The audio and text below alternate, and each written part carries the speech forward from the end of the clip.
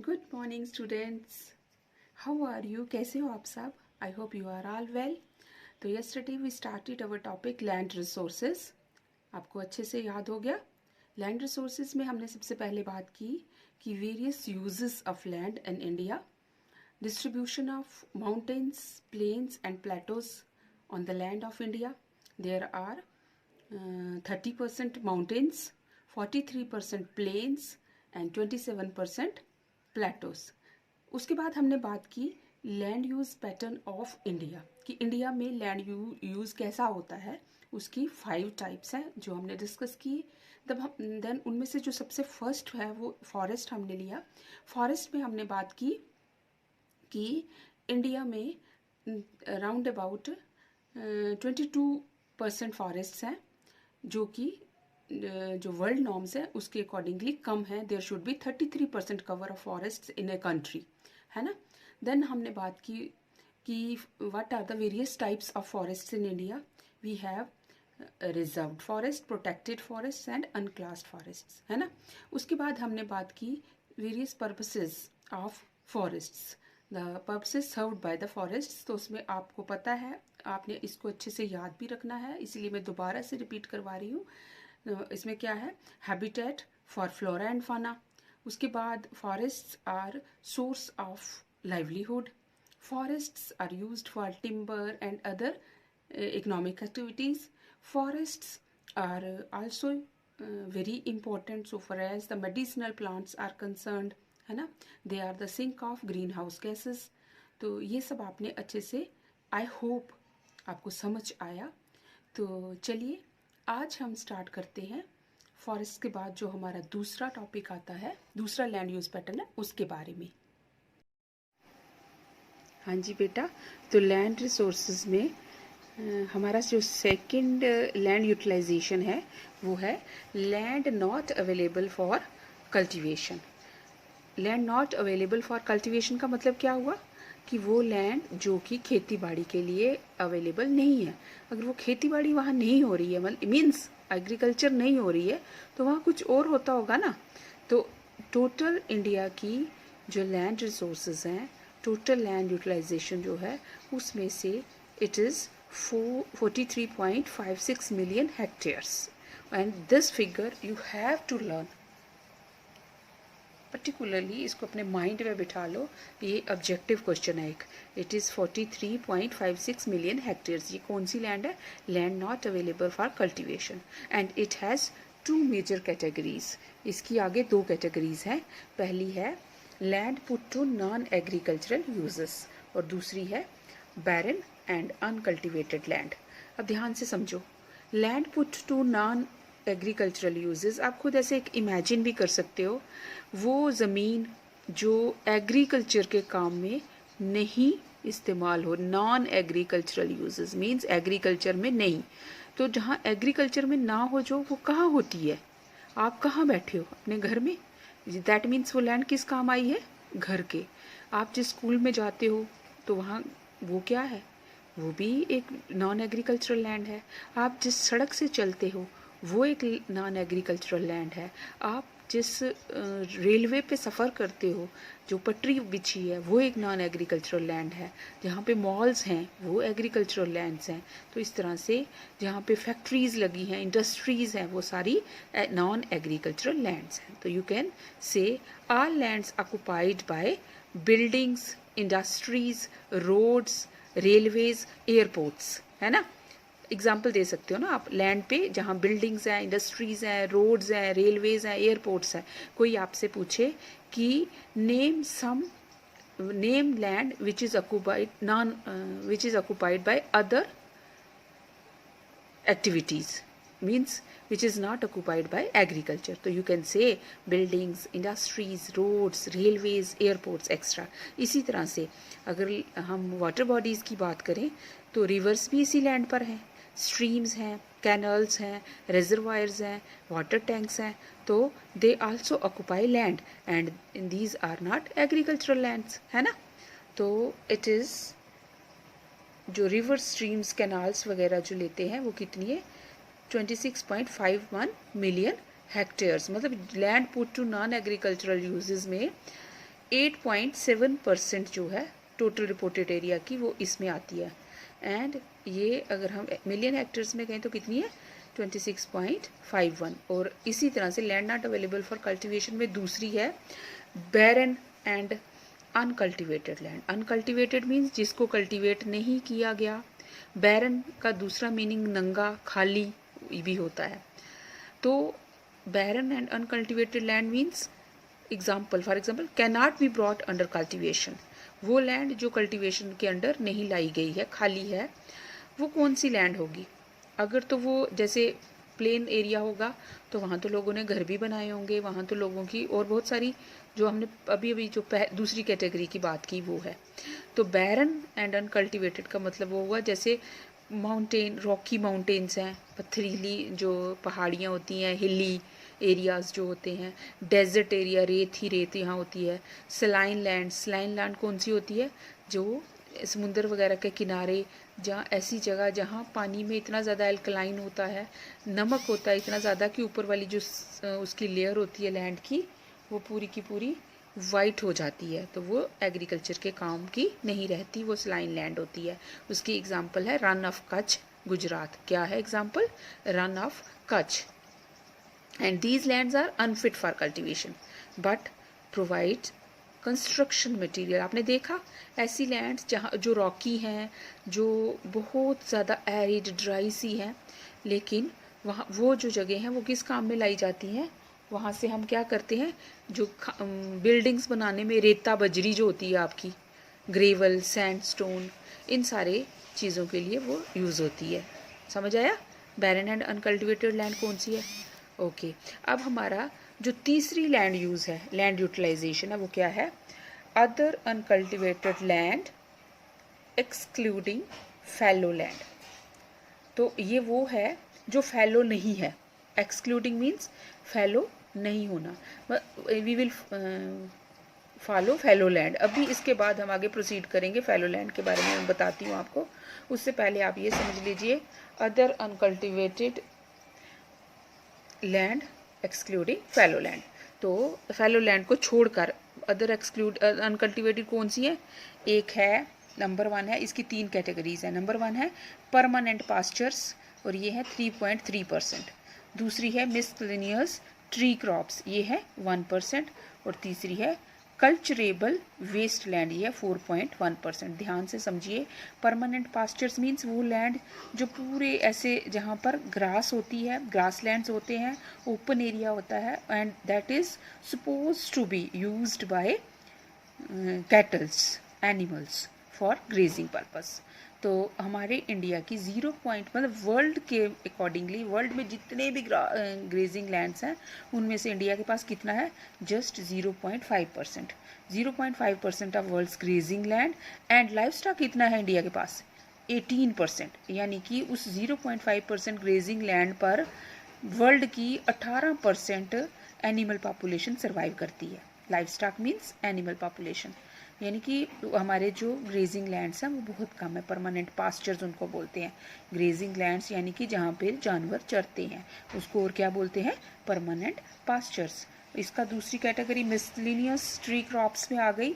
जैसे कहीं पे बाग, आमों के बाग हो गए, अंगूरों के बाग हो गए, बीच बीच में कुछ और झाड़ियाँ, वो सब चीज़ें लगी हैं, ऐसे एरियाज जो हैं वो मिसलेनियस ट्री क्रॉप्स हैं और ये कम हो रहे हैं। और तीसरा है कल्चरेबल वेस्टलैंड, ये 4.1% है। ये क्यों कौन सी है? Cultivable but not cultivated during last 5 years. है, उस पर खेती हो सकती है लेकिन पिछले 5 सालों से उसको खाली ऐसे छोड़ा हुआ है वो कल्चरेबल है लेकिन उसको कल्टीवेट नहीं किया गया। ऐसी लैंड इंडिया के पास कितनी है? 4.1%। तो ये था थर्ड यूटिलाइजेशन। फोर्थ यूटिलाइजेशन हमारी है फैलो लैंड, जिसकी अभी अभी मैं बात कर रही थी। फैलो होता है छोड़ देना। फैलो लैंड कौन सी लैंड होती है? जिस पे खेती नहीं की जाती, जिसको एक बार जब फॉर एग्जांपल हमने फसल उगाई, चावल उगाया या गेहूं उगाया, तो उसके बाद क्या करते हैं फार्मर्स? उसको ऐसे ही खाली छोड़ देते हैं। वो खाली किस लिए छोड़ी जाती है? ताकि जितनी भी, जब हमने कोई क्रॉप ली है तो उस क्रॉप की जो न्यूट्रिएंट्स उस क्रॉप में चले गए हैं तो लैंड जो है इनफर्टाइल हो गई है, तो उसकी फर्टिलिटी को वापस लाने के लिए उसको थोड़े समय के लिए खाली छोड़ दिया जाता है। इसकी आगे दो कैटेगरीज होती हैं। करंट फैलो, वो है 4.7% इंडिया में। दूसरी होती है अदर देन करंट फैलो, ये 3.3% होती है। अब करंट फैलो मीन्स जो अभी अभी हमने फसल तो ले ली, उसके बाद उसको छोड़ दिया। छोड़ा किस लिए? टू रिप्लेनिश द लैंड, उस लैंड को दोबारा से कल्चरेबल बनाने के लिए, उससे अच्छी फसल लेने के लिए। क्योंकि जब हम फसल लेते हैं तो उसके साथ उस सॉइल से सारे न्यूट्रिएंट्स भी आ जाते हैं, तो वो सॉइल जो होती है वो थोड़ी रफ हो जाती है। तो अगर कंटिन्यूटी में हम उसको बार बार उस पर कल्टीवेशन करते रहेंगे तो वो जो है लैंड इतनी फर्टाइल नहीं रहेगी, तो उसी के लिए उसको छोड़ा जाता है। फैलो लैंड मीन्स छोड़ी गई लैंड। छोड़ना किस लिए?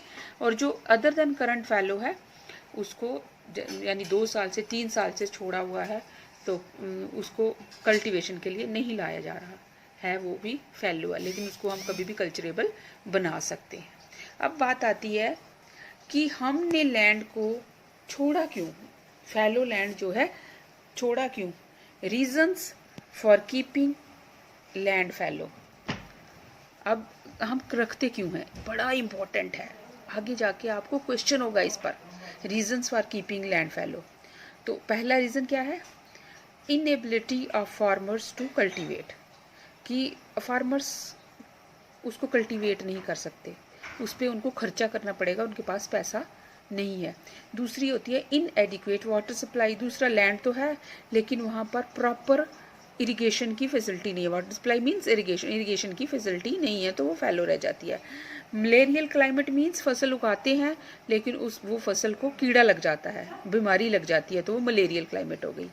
चौथा हो गया silting of canals and reverse, वो वाली लैंड जिसमें बहुत ज़्यादा कैनाल्स से और रिवर से मिट्टी आ जाती है, तो उसको भी फैलो छोड़ दिया।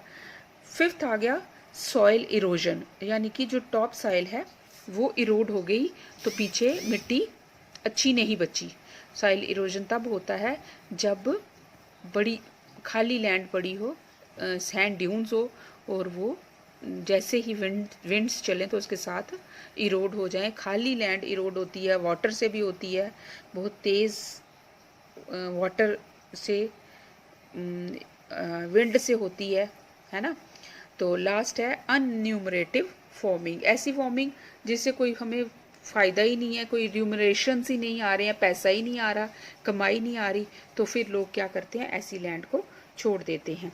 अब बात आती है हमारा जो फिफ्थ है लैंड यूज़, 5 ही थे ना, तो फिफ्थ हमारा लैंड यूज़ क्या है? Net sown area, very important. और कल राम अवतार ने ये क्वेश्चन पूछा था कि मैम नेट सोन एरिया क्या होता है, तो अब राम अवतार आप भी और सब ध्यान से सुनो। Total area sown with crops and orchids. Net sown area वो होता है पूरे देश में जितनी ज़मीन पर एग्रीकल्चर की जाती है, वो जो टोटल ज़मीन है उसको बोलते हैं net sown area. Total India में जितनी एग्रीकल्चरल लैंड है वो नेट सोन एरिया है। नेट जितनी लैंड है, ठीक है, उस पे या तो बाग है या क्रॉप्स है।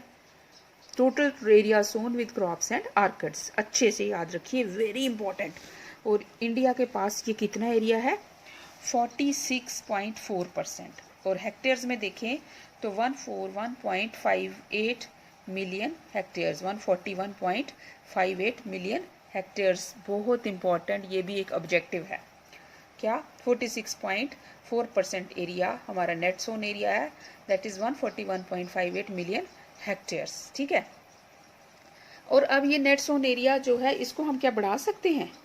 इसको कैसे बढ़ाया जा सकता है? It can be increased with timely rainfall, weather conditions अच्छी हों, बारिश समय पे हो जाए, प्राइजेस ऑफ एग्रीकल्चरल कमोडिटीज़ तय हों, वो जो अनरिम्यूनरेटिव ना हो, कि मतलब हमने फसल उगा ली फिर उसको बेचा ही नहीं गया, मतलब लोगों ने ख़रीदा ही नहीं तो वेस्ट चली गई, तो वो चीज़ नहीं होनी चाहिए।